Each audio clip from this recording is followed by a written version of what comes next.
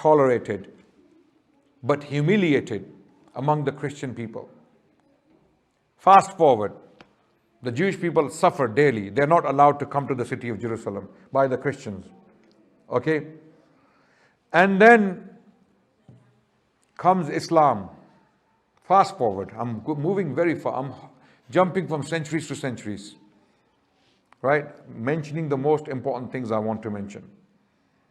For the first time in the history of the Jewish people in 500 years, when they were allowed to come back to the city of Jerusalem, was during the Muslim period. The Muslims opened Jerusalem for the Jewish people, that you are most welcome to come here and worship as you like, stay as you like. And they lived there. So long as the Christians were ruling the city, in fact, when the Christians surrendered the city of Jerusalem to the Muslims, when Umar bin Khattab radiallahu an, he came to take the keys of the city from the ruler of the city called Sophronius, who was a Christian patriarch, who was the leader of the church in Jerusalem. He insisted that I will give the keys to your ruler, not to a general, not to a soldier.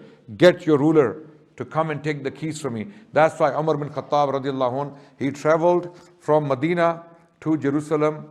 And you know the famous story that he was walking, holding the rope of the camel, and they thought the one on the camel is the caliph, but he was the servant.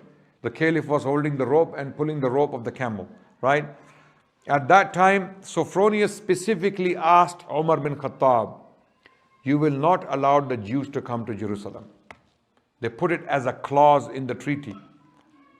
Okay, so Umar agreed to it for the time being, radiallahu anh. But later on, Christians were convinced, that the Jewish people should be allowed to live in the city of Jerusalem because they have as much right over the city as anyone else, because they have some kind of affinity. This is their temple, okay, Temple of Solomon. We call it Masjid al-Aqsa.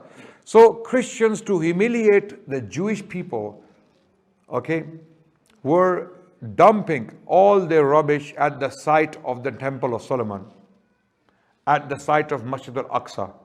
So when Umar bin Khattab came into the city of Jerusalem, he asked, where is Masjid al-Aqsa? It could not be found. It was buried under rubbish of years. Imagine if you are dumping your rubbish for years in one place.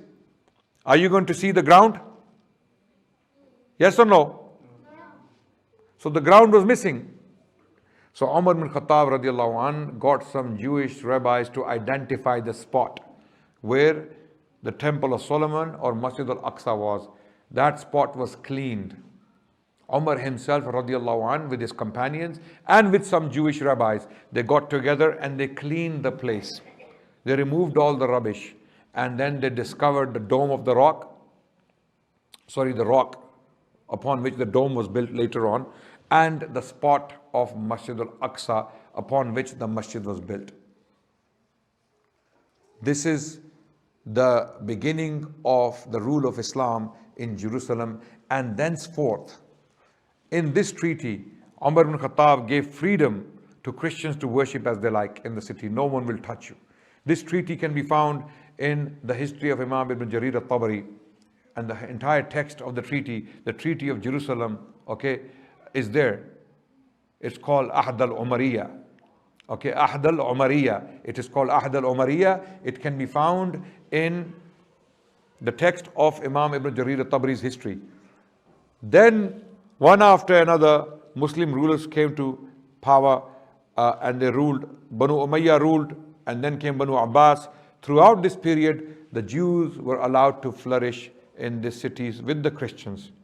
This was the first time when the Jews and the Christians lived together in peace side by side. You know who brought them together? Who? Guess who? Who brought them together? Who?